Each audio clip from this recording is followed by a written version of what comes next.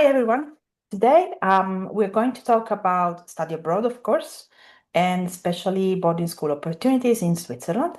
And to do so, I have a special guest, which is Mr. Grant Ferguson, director of Verbier International School in Switzerland. So thank you for coming. Thank you. Thank you. Hello, everybody. Nice to meet you. And thanks very much for the invite and the opportunity to speak with you all. You're welcome. So I would say, why don't we start with a short presentation, like who are you and what about the school and something like this? Copperfield International School is a Swiss mountain school. And I think the important thing is mountain school because mountain schools are a little bit different. We're smaller and we're also able to offer opportunities that you don't get at your standard school, which is in a town or a city. We're able to leverage the mountain and offer really exciting, fantastic experiences, which leads to a really holistic education where resilience is built. It takes children outside of their comfort zones. And we have a mountain leadership program. We ski in the winter, we mountain bike, we paddleboard. So really fantastic experiences that you would potentially go and do for a short term, we do as part of our curriculum. And that's what mountain schools offer. As well as that, as I said, we're small. We're around 100 students, which means that class sizes are between 8 and 12 in each year group, which means that we have a really fantastic community here and that every student has seen and heard. We hear their voices because we're so small, it works very nicely. So that's a little bit about Copperfield. Myself, I have been working in Swiss mountain schools for the last 7 years, so know that this part of education really well. Prior to that, I was working in the Middle East in a high-performing IB school, and then before that, I spent 15 years in independent education in the UK, in some of the schools that offer fantastic holistic opportunities there. So I've mentioned the word holistic a lot. It's because I really believe in holistic education. That the learning opportunities don't just come in the classroom, they actually are in everything that we do, whether that be in the boarding house at the weekends, on a trip, on the ski slopes, or in a lesson. Because quite often people think that holistic education is at the expense of academic education, and I Mm. actually think they come hand in hand. So, Swiss mountain schools are the only places that I've come across in education where what you see on the website is available to all students. They're really true, and that authenticity really plays to me. As you can tell, I'm really excited about being the director of a mountain school because actually being authentic and being able to give that opportunity to all students is really important for me.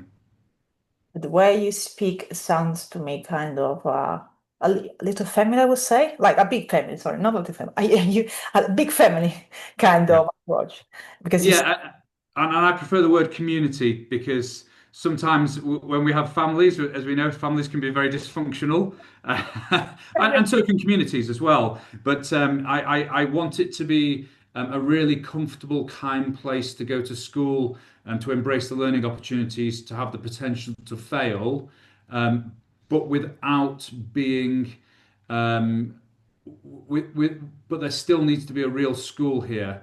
And so therefore all the things that come with that, we ski in the winter, and one of the taglines you'll see around about Copperfield is, ski in, ski out school. But we're not a ski camp.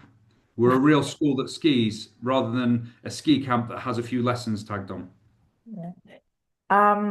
Are those things that you mentioned, like holistic education, outdoor activities, as they call it in other countries, like outdoor education, mountain school education, something common to many boarding schools in Switzerland, in your experience, or it's only a certain type of schools? And so it's the mountain schools that are able to do this because of the scale. Being small means that we can offer the opportunity out onto the mountains for all students, and they're actually in the environment. So we're not having to travel and take lots of time out of the curriculum in order to be able to offer these fantastic opportunities, where these holistic skills. And I'm going to change the phrase a little bit to human skills. I've heard them called soft skills, and I don't agree with that because they're not soft. They're the skills that make us human. In fact, they're hard skills. And these human skills are going to be the hard skills of the next 100 years. If you want knowledge, you can get your phone out of your pocket and look things up on AI or Google or so on, so on. But actually, being able to work with other people, being able to live with other people, being able to communicate in a multicultural environment is what Swiss mountain schools and Copperfield in particular allow to happen and allow to be cultivated. It's interesting was that there was something that probably I would have been asking later. So it's like in a certain times especially, but as well with the AI evolution and everything else, there is of course a conversation about why should parents spend, I mean, a certain amount of money and make the effort to put their kids in a school abroad, while, as you said, they can still learn online, for example. You can even learn very well, I mean, at a very good level of like of knowledge, foreign languages now online. So why you should join international education, either it would be like a mountain school or not, why it's worth today. And interestingly, I saw a quote online yesterday by the CEO of Duolingo, Mm. essentially saying that school's dead because you can learn everything online. And actually, no, you can't. Because the things that make you good at life, the human skills, as I've mentioned already, you only get from being part of a community, from teamwork, from being in a global environment today. Because it isn't just about being able to speak a different language, it's being able to understand different people's point of views and understand different cultures and being inclusive and accepting of that. And boarding school in Switzerland does that because boarding school in Switzerland is different. Switzerland is a global destination. People come here. So what you find in Copperfield in Verbier um, is that people actually come to live here from all over the world. It is a really multicultural global environment. It is not like being in a city where the international school is predominantly filled with students from the main businesses in the city. So, if there's a huge car plant from a certain part of the world, or a huge, in Switzerland here, we have lots of businesses around the lake, and the schools that essentially have the huge factory and all of the expats that come with that they're the people that predominantly fill the school. Whereas actually in Swiss mountain schools, there is no main business except for tourism in these places. So therefore, everybody comes in because they want to live in this fantastic environment. And that really makes a melting pot of globalism and international culture. And therefore, living in that environment gives you an insight to the world. And Switzerland's safe. It's a great place to live. My 6-year-old daughter catches the bus to school on her own. Oh, Um, okay. she can walk around because Swiss mountain villages are fantastic places to live. Um, it's not only and you'll hear multiple languages as you're walking down the street. It's a real melting pot, safe, multicultural, fantastic opportunities. It's location, location, location. It's exactly where schools should be in the future. It's interesting you said because sometimes I have the same idea. Like I tend to recommend students to schools where they're not only international because I think it's really important that they, you mentioned city schools or anyway, I mean regular boarding schools. I tend to prefer those schools where there are also a good number of locals because it's really important that students mix with locals. And it's true, especially I expect, I mean, living in the Middle East, you saw this most in other countries. I know there are schools where, I mean, all the expats live in the same area, they send kids to the same school. It's kind of tourist villages. Yes, yes, exactly. That's so yes, I mean, what kind of experience do you have? You wouldn't have that. I mean, of course, you build skills, but it's not really, I mean, you're not really integrating into the place. So it's really interesting. It's also interesting what you said because if you talk to an Italian family, maybe not just Italian families, about okay, mountain school in a location which is not okay, like a capital city, students might say, "Oh, I will get bored," or what do I do during the weekends? Because of course teenagers are teenagers. So how do we answer to this objection? One thing you don't become here is bored, that's for sure. And actually, a little bit of boredom is a good thing for education, I think. Yeah, because when we're all absorbed into screens, in fact, one of our American German students, she's dual nationality, gave a fantastic speech in assembly on Monday. We have a segment every week where the students can come and give a thought-provoking idea in assembly. And she talked about being immersed in screens and actually stepping away from that and being bored because that's where the real magic happens in terms of reflection and cementing ideas. However, what we're all about is exciting opportunities and stepping outside of your comfort zone and trying stuff and doing things because that means that you have a learning opportunity that you wouldn't get somewhere else. So here in this boarding school, it's not supervision at the weekend. You don't go back to your boarding room and we leave you alone like being in a luxurious hotel. I mean, it looks like a luxurious hotel, don't get me wrong. But on Saturday, we're going to run trips.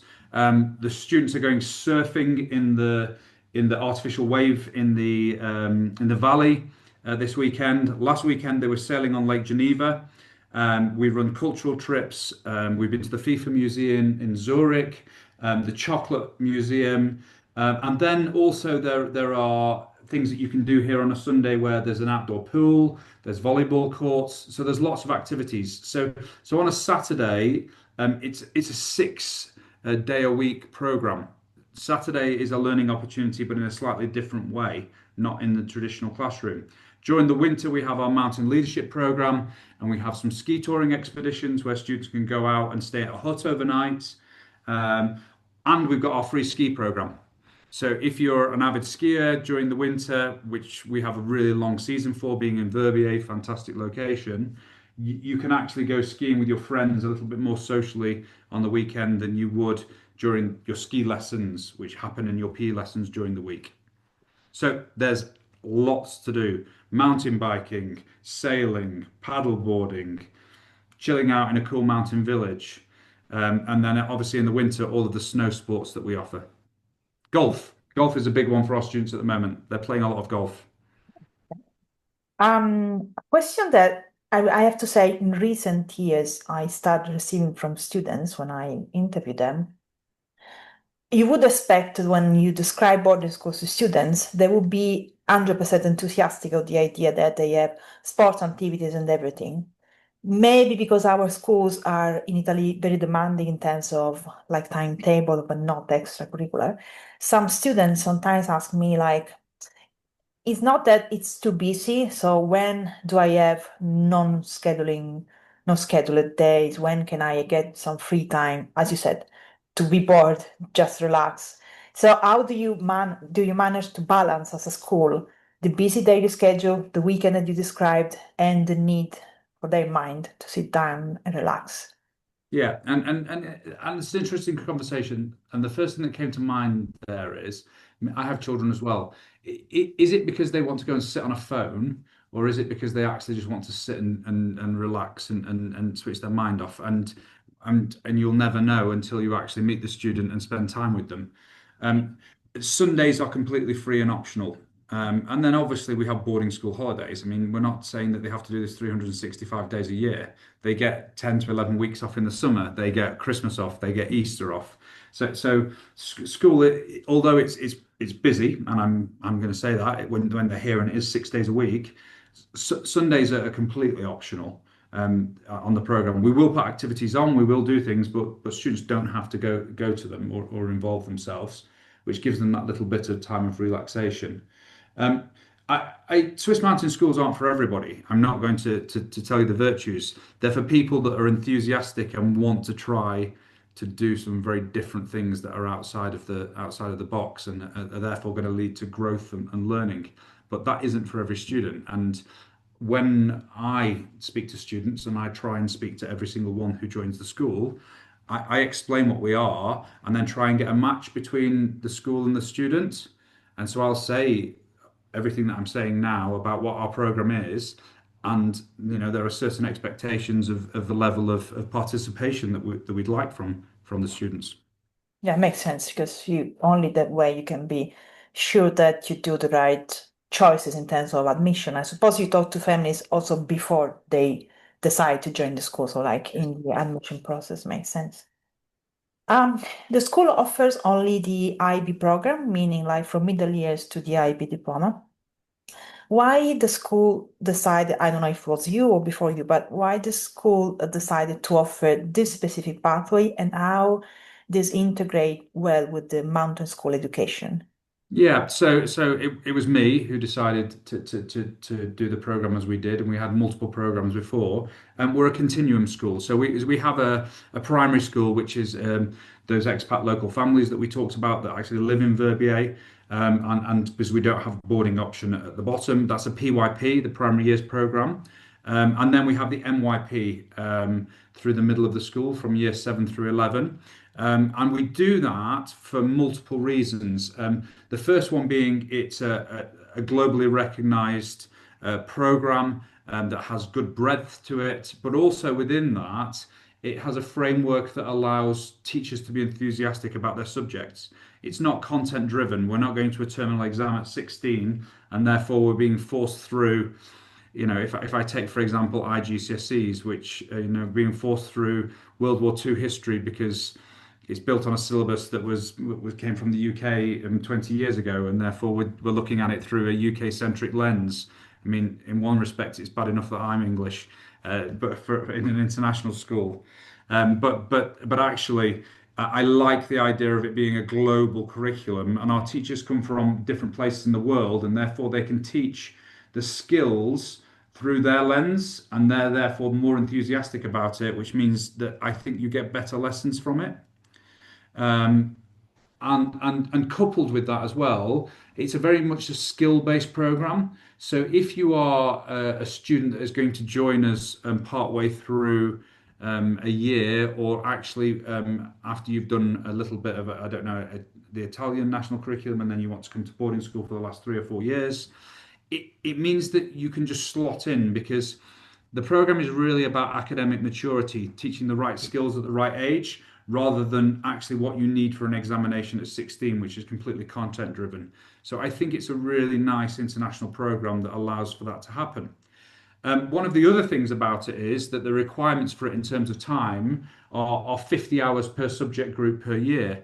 And if you're a well-run school, most subjects get between 90 hours and 120 hours, which means that actually we can collapse the timetable a little bit to do some of the great things that I've spoken about and to incorporate our ski program in the winter without actually losing any academic time in terms of the requirements. Whereas actually, if we were doing a terminal examination program, we'd constantly be up against it because we need to get through the syllabus for the examination that's imminent. So that's why the MYP works. And then at the top end, we have the DP, the diploma program from the IB, internationally recognized, will allow entry to universities worldwide, highly regarded. And I think it's a really good program, and it still offers breadth with the 6 subject groups plus the core. And it allows students, international students, to lean on their strengths, which is languages on the whole. So being able to take up to 3 languages within the IBDP means that it's a really good offer for international students. It shows their strengths in terms of their academic breadth. Actually, here we don't just have the IB all the way through. At the top end, we also have a high school diploma program as well. So everybody that graduates from Copperfield will receive a high school diploma. Some will also receive an IBDP diploma, an IB diploma. But we wrap the IB certificates in a high school diploma program. So for those students that have a slightly different academic profile and want to present that as strong as possible after their last 2 years, we're able to use the certificates in our high school diploma program in order to provide them with something that's a little bit more tailored to them. Um, well, several questions really. I Yeah. will go by order. Going back to for example, human skills or like, well, life skills as they name it. I'm also a career consultant and like talking with students through this, like at different stages of their age. Sometimes I notice that maybe students do develop some human skills, as you said, through volunteering, sports, whatever, even without traveling abroad. But they never reflected on that. Like they never realized they had that. So how is your school and the whole system you have in place not only help students to build human skills, but also to realize that they do have human skills and which ones you are building more, which one you still have to work on, and how to use it, like to choose the right work environment, university environment, because I think that's the key. Otherwise, I mean, it's just a list on LinkedIn, but Yeah, no I help. agree with you. I agree with you wholeheartedly. And so therefore we need to offer opportunities. So human skills can't just happen by osmosis. They need to be cultivated. And so therefore here we try and offer as many opportunities as possible to reflect and to celebrate successes in these areas. So our weekly assembly is a fantastic showcase for this. On the whole, we try and make it student-led, where they will talk about some of the opportunities that they've had throughout the week and the term, and what they've learned from them as well. So, they'll talk about ski touring up to a mountain hut, what was good about it, what was bad about it, and actually what growth have they had from it. So they do that as part of the assembly, and we try and encourage as many different students as possible to come up and speak about that. At least not because there's a human skill there, which is public speaking, that they're developing at the same time. And also, as part of our timetable, we have a weekly lesson, our PHSE, so our personal, social, and health education lesson, where a lot of that is about with reflecting on human skills, and we provide students with a framework to allow them to reflect. So there's a lot of coaching and mentoring that goes on in those sessions, which will make them think about what they're doing and why they're doing it. It's interesting. I think not many schools, but I'm pleased to see that some schools all over the world, they are starting to think about how you literally work on those humans. As you said, you have to cultivate them. You have also to make sure that they understood what they have, what they don't have. So I'm glad to know that the school is doing this already. Yeah, I became really interested in this, and probably why I am where I am in 2012. So I was head of a sixth form, which is the top half of school in a grammar school in the UK, and I did some further study. I went back to university part time to do a master's in educational leadership, and it was a fantastic course, and it really opened my eyes not just to systems, but that it was all about people, and how leadership is really important. And I think that these are the skills that we need to cultivate and teach, because we're all leaders in our own way, in our own small area, and therefore we can influence the world around us if we understand how to speak and to deal with people appropriately. Yeah, I agree. I remember from what you mentioned at the beginning, but I also remember on your LinkedIn profile that you had some international experiences yourself, like UK, as you said, Dubai, Switzerland, maybe others that I didn't see. As like letting aside students for a moment, yourself as a professional and person, what do you think? How these international experiences changed you, and what they taught you that you can bring now to your profession? I think you get a really strong sense of who you are when you go and live in a different country. And I think it really cements you as a person. It's a fantastic experience.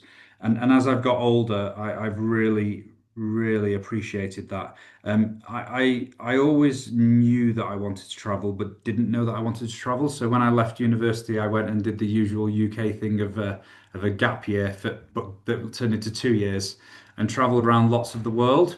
But stuck to what I knew. So stuck to English language countries, and did the whole tried and well-trodden path.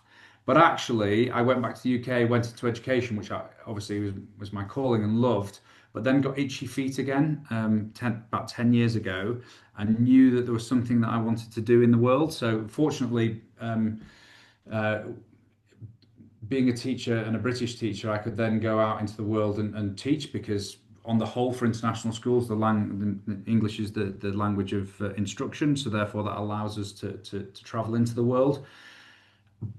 Me and my wife, who's been very understanding actually, and we've moved together actually, and we've both developed with it, have become international citizens, and our children. I have two girls. I have a 7-year-old and an 11-year-old, and we are going to the UK in a week's time. And my wife still says we're going to go home, but when we go to the UK, our daughters say to us, "Right, can we go home now?" Because their home is Switzerland, and they're bilingual. They're ski racers. I mean, and I grew up in a place called Blackpool, and for anybody that's British or anybody that's been to the UK will know that Blackpool is one of the I can most add that. deprived places in the UK. And I grew up on a not a very nice street, and actually, I'm now living in the Swiss Alps with two bilingual daughters, and I you can see it's making me smile. Yeah, yeah. I think that international travel and being part of an international community and just having the opportunities that you can give is unbelievable. I this resonates a lot. Well, first of all, I've been to Blackpool, so I know where it is. Okay, you okay? That's yeah, yeah, But anyway, for those who doesn't know, it's a small, tiny place that unfortunately decreased its fortunes, I would say, over the decades. I come from a small village in the south of Italy. I mean, what you said resonates with me because, like, international education and everything.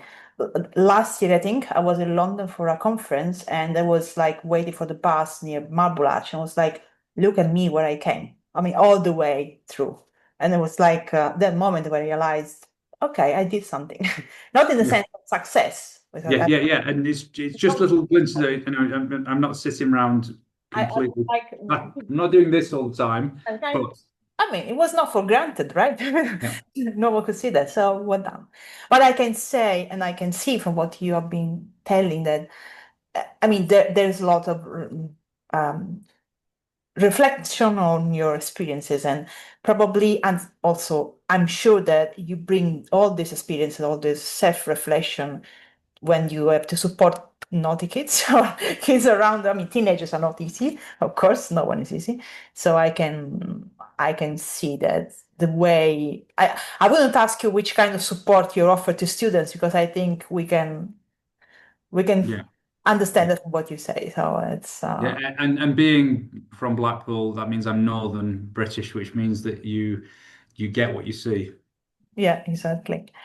Um, I think that's it really, really. I don't feel to ask you those boring questions like numbers to Thank you, thank you.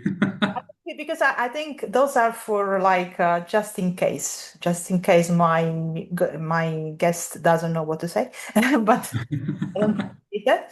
So and well, thank you very much for joining me. I know you have a very busy schedule, and look forward to have students to work with together.